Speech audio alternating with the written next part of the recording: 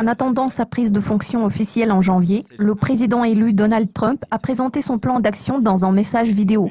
Dans ce message, M. Trump a déclaré qu'il abandonnerait l'accord de partenariat transpacifique dès le premier jour de son mandat. Alors qu'est-ce que cela signifie pour l'avenir des relations commerciales au sein des régions concernées ?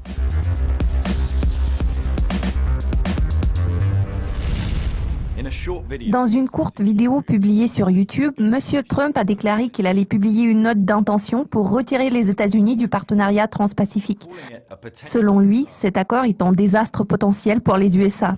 Cet accord commercial de grande ampleur a été signé en 2015 par 12 pays qui représentent ensemble environ 40% de l'économie mondiale.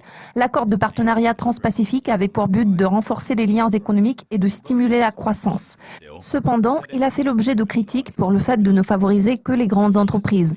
Les dirigeants des autres pays signataires de l'accord se sont également prononcés à ce sujet. Le Premier ministre néo-zélandais John Key a déclaré « Les États-Unis ne sont pas une île. Ils ne peuvent pas tout simplement prendre du recul en disant qu'ils ne commerceront pas avec le reste du monde.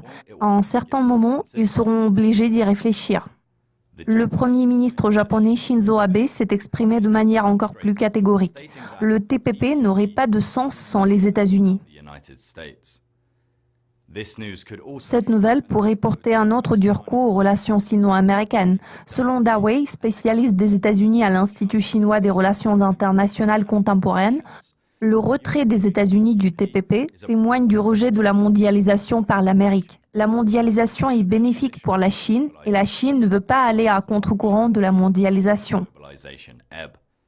Monsieur Trump se mettra sérieusement au travail, il a été très clair sur ce point. Dans sa vidéo, il a déclaré que nous pouvions nous attendre à des changements tels que le retrait des États-Unis du TPP dès le premier jour de son mandat.